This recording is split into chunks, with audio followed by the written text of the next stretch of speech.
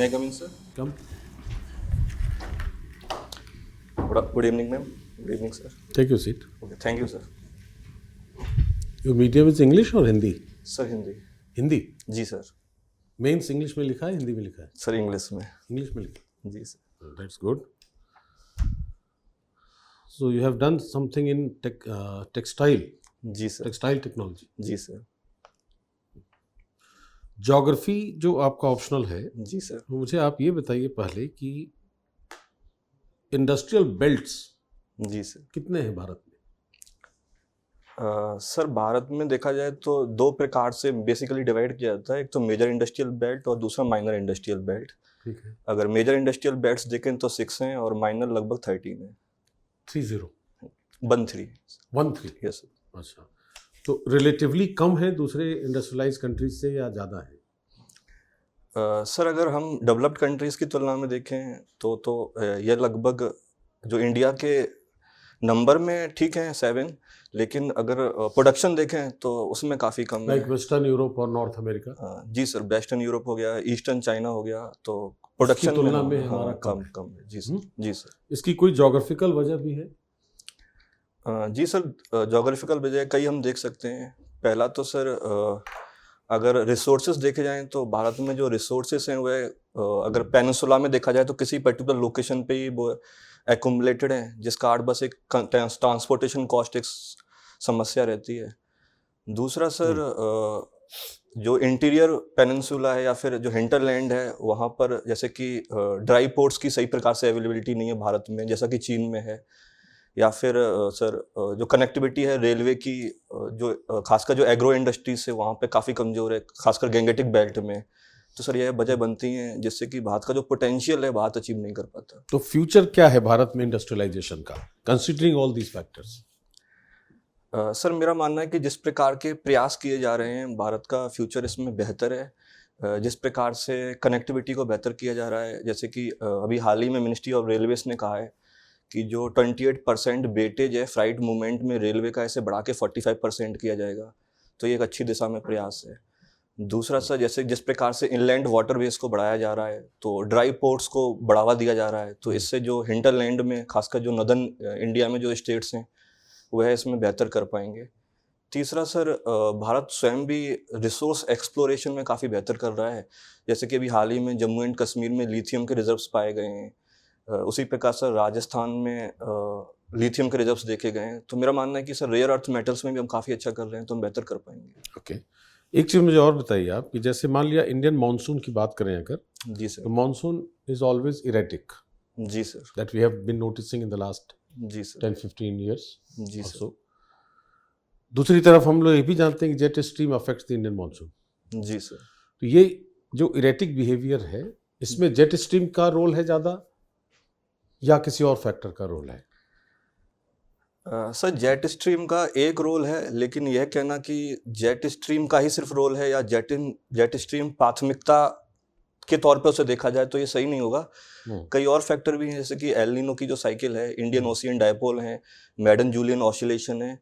Sir एक cumulative effects इनका रहता है जो भारत के मानसून को उसकी वेरिएबिलिटी को अफेक्ट करते हैं. तो can we do something for management of this monsoon और we have to wait and watch? Sir मेरा मानना है कि जैसा कि IMD ने कई बार कहा है कि मानसून एक कॉम्प्लेक्स फिनोमेना है, इसे सही प्रकार से प्रिडिक्शन कर पाना अपने आप में चैलेंज है. तो भारत ऐसे प्रयास कर सकता है कि जो भारत का प्रिडिक्शन सिस्टम है, खासकर वेदरिंग को लेके, रेनफॉल को लेके, उसमें जो वेस्टर्न मॉडल है या फिर जो और एडवांस सिस्टम है उसे अडॉप्ट कर सकता है, जिससे कि भारत समय रहते यह प्रिडिक्ट कर पाए कि मानसून इस साल बेहतर रहेंगे, कहाँ बारिश अधिक होगी, कहाँ बाढ़ आने की संभावनाएं हैं. तो यह प्रयास किए जा सकते हैं. ठीक है. एक प्रश्न का उत्तर और दीजिए आप. जी सर. जुडिशियल डिसीजंस में विक्टिम इम्पैक्ट असेसमेंट कितना मायने रखता है?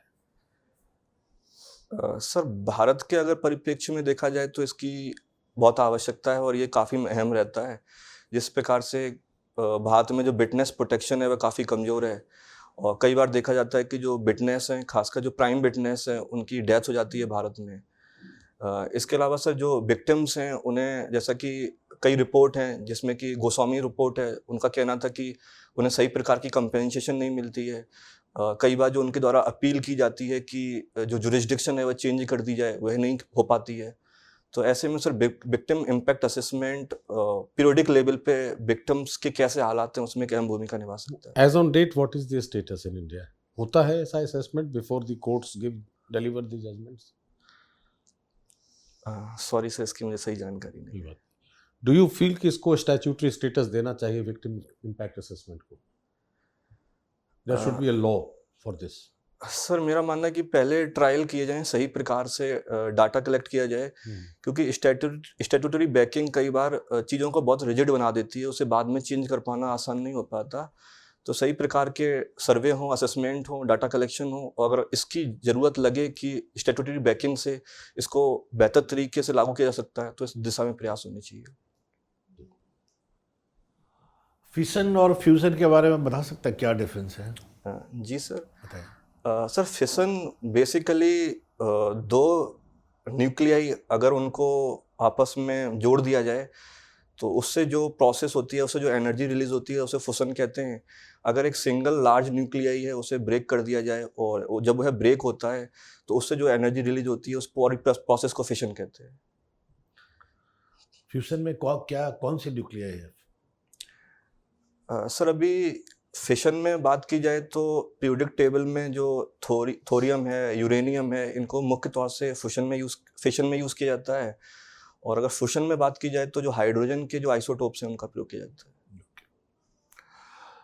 जेल रिफॉर्म्स के बारे में कुछ बता सकते हैं? जी सर। सर पहले तो जेल में क्या प्रॉब्लम्स है वो बताएं, उसके बाद फिर रिफॉर्म्स बताएं। जी सर। सर अगर जेल में प्रॉब्लम्स की बात की जाए तो पहला, जेल में जो अंडर ट्रायल्स हैं उनकी जो संख्या है वो काफ़ी अधिक है, वह लगभग 70% है। दूसरा सर जो ऑक्यूपेंसी रेट है वह भी काफ़ी अधिक है, 118%, जो यह दिखाता है कि बाद में जेल इंफ्रास्ट्रक्चर काफ़ी कमज़ोर है। तीसरा जो जेल मैनुअल्स हैं वह काफ़ी लंबे समय से अपडेट नहीं हुए हैं, जिस कारण बस जो एक प्रयास होता है जेलों में कि जो कैदी हैं उनको रिफॉर्म किया जाए, वह भारत में सही स्तर पर संभव नहीं हो पाता है, तो एक गंभीर समस्या है। इसके अलावा सर जैसा कि वेस्टर्न में कॉन्सेप्ट है कि महिलाओं की जेल अलग हो ताकि वह महिलाएं किसी प्रकार की समस्याएं, हरेसमेंट फेस ना करें, तो भारत में कई जेलों में कई रिपोर्ट्स का ये दावा है कि महिलाओं वुमेन फ्रेंडली जेल्स नहीं है, तो ये समस्या है। आप कहाँ रहते हैं? दिल्ली में? हाँ जी सर, मैं अभी तो दिल्ली में ही बात कर रहा हूँ। अच्छा, ये बताइए जो ट्रैफिक सिस्टम है उसको कैसे इम्प्रूव किया जा सकता है? सर दिल्ली में अगर ट्रैफिक सिस्टम में अगर पैनल मेंबर मुझे इजाज़त दें तो इसमें आईआईटी कानपुर और आईआईटी मद्रास की एक स्टडी है। बताएं। सर इस स्टडी में बेसिकली आर्टिफिशियल इंटेलिजेंस का यूज़ किया गया है, जो कि जो डिफरेंट ट्रैफिक सिग्नल्स हैं उन्हें आपस में कंपैटिबल बनाएगी, और वहाँ पर ऐसे आर्टिफिशियल बेस्ड कैमरेस लगेंगे जो कि जैसे कि अभी जो दिल्ली का ट्रैफिक सिस्टम है उसमें लगभग अगर ट्रैफिक नहीं भी है तब भी रेड लाइट ऑन हो जाती है। तो इस प्रकार के प्रयास किए जाएं कि आर्टिफिशियल इंटेलिजेंस बेस्ड सिस्टम को डेवलप किया जाए जिसमें डिफरेंट ट्रैफिक एरियाज में आपस में कंपैटिबिलिटी हो। दूसरा सर जो ऐसे रूट्स जहाँ पर ट्रैफिक नहीं है उसकी जानकारी, जो चाहे वो ओला ड्राइवर्स हों या ऊबर ड्राइवर्स हैं, उनको समय पर मिलती रहे ताकि वह अपना रूट चेंज कर दें, ताकि जो एक कॉमन रूट है उस पर जो भीड़ इकट्ठी हो जाती है वह कम हो सके। तीसरा सर जो पब्लिक ट्रांसपोर्ट, ऐसी कोई सड़क है जो खाली रहती है? सर जैसा कि इसकी संभावना खासकर दिल्ली के परिप्रेक्ष्य में काफ़ी कम है। जी सर। अच्छा, ये बताएं कि मोटर एक्सीडेंट से इंडिया में काफ़ी डेथ होता है, कुछ अंदाजा है पर ईयर कितना डेथ होता है? सर जो ministry of road transport highway है उनके अनुसार अराउंड 1.5 लाख पीपल की हर साल डेथ होती है। जी हाँ। जी सर। तो इसको दूर करने के लिए क्या किया जा रहा है इंडिया में? सर भारत में कई प्रयास हो रहे हैं। पहला तो सर जैसे कि अगर रोड एक्सीडेंट्स को देखा जाए तो उसमें मुख्य तौर से 60% जो डेथ होती हैं वह जो पेडिटेरियन जो लोग चल रहे होते हैं रोड्स पे उनकी होती हैं। तो भारत सरकार का प्रयास है कि जो फुटपाथ्स हैं उन्हें और बेहतर बनाया जाए ताकि उन डेथ्स को रोका जाए। दूसरा सर रोड्स में अक्सर जो गड्ढे होते हैं, पोर्ट होल्स होते हैं, उसके कारण बस कई बार जो ड्राइवर है वह अपना बैलेंस खो देता है, तो इसके प्रयास किए जा रहे हैं कि जो रोड मेंटेनेंस है उस पर अलग विशेष ध्यान दिया जाए। तीसरा सर ऐसे रोड्स जहाँ पर अधिक भीड़ रहती है तो रिंग रोड्स के माध्यम से जो हैवी व्हीकल्स हैं उनका मूवमेंट कराया जाए, तो इस दिशा में भी प्रयास है। आपकी हॉबीज़ क्या है? मैम बास्केटबॉल खेल रहा हूँ। ओके। आपने स्पेशलाइजेशन टेक्सटाइल टेक्नोलॉजी में किया। जी मैम। वहाँ से फिर यहाँ शिफ्ट होने का क्या रीज़न है इस आईएएस का एग्ज़ाम देने का? मैम मेरा मानना है कि जिस प्रकार की अपॉर्चुनिटीज़ मिलती हैं सिविल सर्विसेज में, जिस प्रकार से हम इसमें कंट्रीब्यूट कर सकते हैं, तो मुझे ऐसा लगा कि अगर मैं इस क्षेत्र में आऊँगा तो ना सिर्फ जो मेरी स्पेशलाइज्ड स्टडी है, अगर मुझे कभी भी मिनिस्ट्री ऑफ टेक्सटाइल में काम करने का मौका मिला तो मैं वह कर ही पाऊँगा। इसके अलावा मैम अगर मुझे किसी और डिपार्टमेंट में किसी और तरह भारत के समाज को, भारत की गवर्नेंस को सर्व करने का मौका मिला तो वह भी कर पाऊँगा, जिस कार्ड बस मैंने नीड है। तो टेक्सटाइल टेक्नोलॉजी आपका चॉइस था? मैम बेसिकली प्रेफरेंसेस दी जाती हैं। हाँ। उस प्रेफरेंसेस के आधार पे मेरी ये 7th प्रेफरेंसेस थी। ओके। एंड यू एंजॉयड, आपने जी, एंजॉय किया चांस? जी मैम। ओके। तो पोटेंशियल क्या है इंडिया में टेक्सटाइल का? मैम अगर भारत में पोटेंशियल देखा जाए तो टेक्सटाइल में काफ़ी अच्छा पोटेंशियल है। पहला तो मैम टेक्सटाइल एक लेबर इंटेंसिव इंडस्ट्री है, तो जिस प्रकार से भारत में एक अनएम्प्लॉयमेंट एक गंभीर समस्या है, भारत इसमें काफ़ी बेहतर कर सकता है। रोजगार के नए नए अवसर उत्पन्न हो सकते हैं। बट हमसे बेटर तो बांग्लादेश कर रहा है टेक्सटाइल में। जी मैम। जी मैम, बांग्लादेश भारत से काफ़ी बेहतर कर रहा है। उन्होंने अपने इनफॉर्मल सेक्टर्स को काफ़ी अच्छा करा हुआ है। वहाँ पर capital, private investment, labour laws काफ़ी फ्लेक्सिबल हैं, जो भारत में लंबे समय तक नहीं हुए, जिसका आड़ बस भारत पे चढ़ गया। इसके अलावा मैम बांग्लादेश को ड्यूटी फ्री एक्सेस मिलता है वेस्टर्न कंट्रीज़ में, जो भारत को नहीं मिलता, जिसका आड़ बस भारत के जो प्रोडक्ट्स हैं वह बांग्लादेश के कंपेरिजन में थोड़े कॉस्टली हो जाते हैं। दूसरा मैम टेक्निकल टेक्सटाइल एक सनराइज सेक्टर है, तो अगर भारत इसमें अच्छा करेगा तो निश्चित रूप से जो कई स्टार्टअप्स आज भारत में ओपन हो रहे हैं वह इस क्षेत्र में आएंगे, और इसकी जो डिमांड है खासकर डेवलप्ड मार्केट में काफ़ी अधिक है, तो यहाँ पे भारत अच्छा कर सकता है। इसके अलावा भारत एक एग्रीकल्चर बेस्ड इकोनॉमी है, यहाँ पर कॉटन का, टेक्सटाइल का, जूट का बड़े स्तर पर प्रोडक्शन होता है। तो भारत अगर टेक्सटाइल क्षेत्र को और बेहतर बनाए तो निश्चित रूप से भारत इन सभी क्षेत्रों में अच्छा कर पाएगा। तो जैसे आपने टेक्नोलॉजी इंजीनियरिंग की, तो इसमें कोई ऐसी breakthrough new future technology आपको दिख रही है जो रेवोल्यूशन ला सकती है? जी मैम, 2 टेक्नोलॉजीज हैं बेसिकली। पहला तो नैनो पार्टिकल्स ओके। और दूसरा ब्रेडेड स्ट्रक्चर्स है। अच्छा। तो मैम अगर नैनो पार्टिकल्स की बात की जाए तो इसके माध्यम से ऐसे प्रयास किए जा रहे हैं कि इस प्रकार के फैब्रिक्स बनाए जाएं जिसके ऊपर नैनो पार्टिकल्स की कोटिंग होगी। ये फैब्रिक्स ना कभी गंदे होंगे, ना इन फैब्रिक्स पे कभी बैक्टीरिया बैठेंगे, ना कोई वायरस होगा। तो ऐसे फैब्रिक्स बनाने का, ड्यूरेबल होंगे। हाँ ड्यूरेबल होंगे, इसकी रिसर्च हो रही है। आपने ज्योग्राफी भी पढ़ी है, जी मैम। ट्रेजेडी ऑफ कॉमन्स का टर्म समझा सकते हैं? कॉमन गुड क्या है, ओपन एक्सेस क्या है? मैम मैंने इसके बारे में पढ़ा तो है, लेकिन अभी मैं सही प्रकार से इसे याद नहीं कर पा रहा हूँ। अच्छा। Prisoners dilemma? Sorry ma'am. Okay. FDI India में बहुत अट्रैक्ट हो रहा है, और आगे बजट में भी ये निकाला गया है कि फ्यूचर में हम लोग एक्सपेक्ट कर रहे हैं कि बहुत सारा फॉरेन डायरेक्ट इन्वेस्टमेंट होगा। जी मैम। क्या 2 ड्राइव हैं, फोर्सेस हैं जो उसको खींच रहे हैं एफडीआई को? 2 क्वालिटी बताइए, 2 ऐसे फैक्टर्स और कैरेक्टरिस्टिक इंडिया के अभी प्रेजेंट इकोनॉमी में जो आगे फ्यूचर में एफडीआई को लॉन्ग टर्म में अट्रैक्ट करेंगे। मैम पहला तो जो भारत का सर्विस सेक्टर है, जिस प्रकार से उसकी ग्रोथ है और जिस प्रकार के रिटर्न्स वहाँ से मिल रहे हैं, और जो भारत का पोटेंशियल है जो भारत ने अभी तक अचीव नहीं किया, तो मुख्य तौर से देखा जाए एफडीआई भारत में सर्विस सेक्टर में आ रहा है, और भविष्य में भी जिस प्रकार के तो स्टार्टअप। इंफ्रास्ट्रक्चर में बहुत ज़्यादा फ्यूचर प्लान्स हैं। जी मैम, जिस प्रकार के इंफ्रास्ट्रक्चर में प्लान है, कनेक्टिविटी बेहतर होगी, तो जो परफॉर्मेंस लिंक्ड इंसेंटिव स्कीम्स हैं या फिर मित्रा स्कीम है, इसके माध्यम से जो मैन्युफैक्चरिंग सेक्टर है वहाँ पर भी भविष्य में एफडीआई के आने की संभावना है। नहीं, क्या 2 ऐसी क्वालिटी है अभी फ़िलहाल की इंडिया के इकोनॉमिक सिचुएशन की जो अट्रैक्ट कर सकती है फ्यूचर में? मैम पहला तो जो इंफ्रास्ट्रक्चर डेवलपमेंट है, कनेक्टिविटी है। मीन्स इंडिया की कैपेसिटी में वो क्या चीज़ है? जैसे लार्ज स्केल प्रोडक्शन हो गया, एक एग्जांपल मैंने बता दिया। ठीक। लार्ज स्केल प्रोडक्शन डिलीवरी हम कर सकते हैं? दूसरा डेमोग्राफिक डिविडेंड है भारत के पास, जिस प्रकार से भारत प्रयास कर रहा है कि उसकी पॉपुलेशन को स्किल्ड बनाया जाए। दूसरा मैम डेमोक्रेसी है भारत के पास, तो डेमोक्रेसी के बेसिस पे रूल ऑफ लॉ है।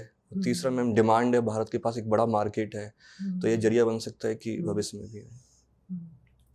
सो अभी फ़िलहाल 2 चीज़ें जो हैं वो क्वालिटी है, क्वालिटी डिलीवरी जो जी मैम। अभी हम लोग लीड कर रहे हैं, जी बाकी ma'am. Come in comparison to other countries, thank you ma'am. ठीक है? और डिलीवरी एट लार्ज स्केल, ये 2 ही क्वालिटी हैं जो एफडीआई को अट्रैक्ट कर सकते हैं फ्यूचर में। Thank you. अच्छा, मुझे ये बताइए आप कि oath of secrecy and transparency, जी ma'am sir. What is the contradiction?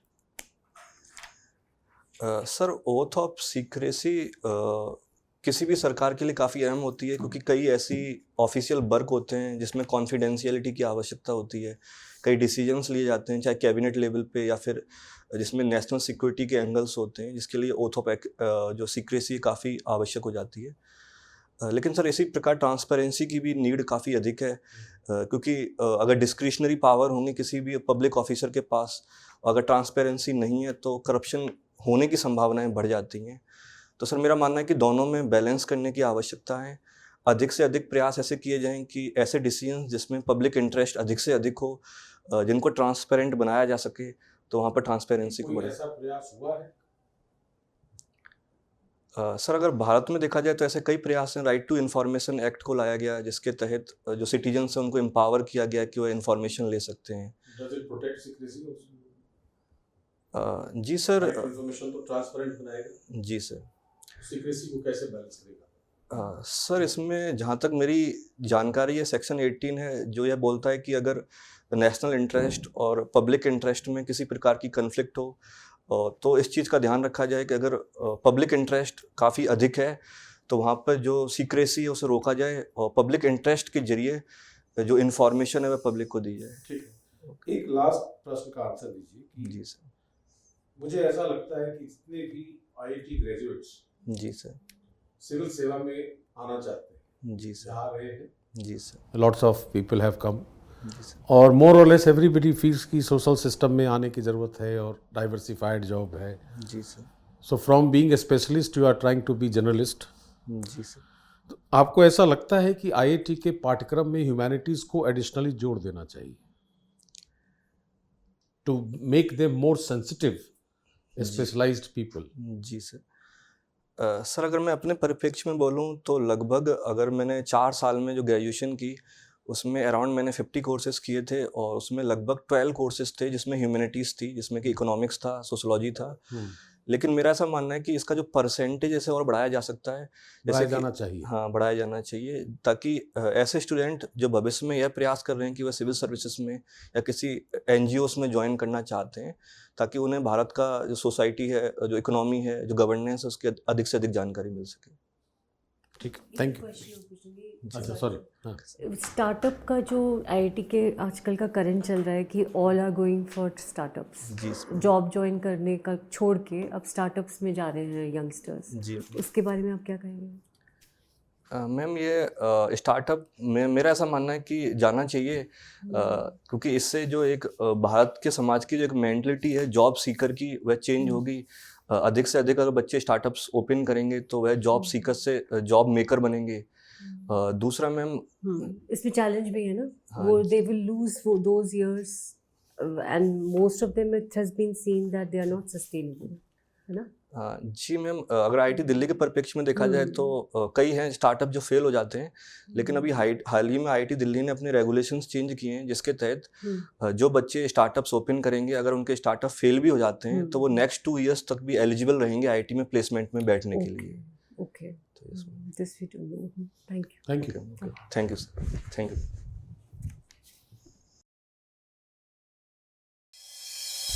Come. Thank you sir. What is your assessment about your own interview? Sir ठीक रहा। ठीक है, कोई ऐसी कमी लगी? सर मुझे लगा जो मैम ने क्वेश्चंस कुछ टर्म्स थे वो पता होने चाहिए थे, थोड़े वो ज्योग्राफिकल। तो जनरल है वो ना। तो चलो, वो तो टर्म्स तो all of us cannot do everything Yes. at one point of time. जी सर. वो ठीक नहीं, but what we have assessed that you are quite good. जी sir. There is nothing very serious. ऐसा कुछ नहीं है जो suggest किया जा सके, जी सर. है ना? Quite diversified also. Thank you sir. I think we have asked quite different types of questions, जी sir. mixed. So we have been able to answer it. जी sir. But overall, it is good, thank quite you good. Sir. And okay thank you sir. let us hope for the best, Yeah. Okay sir. right? All the Okay. best. Chalo, all the best. Thank you sir. Thank you.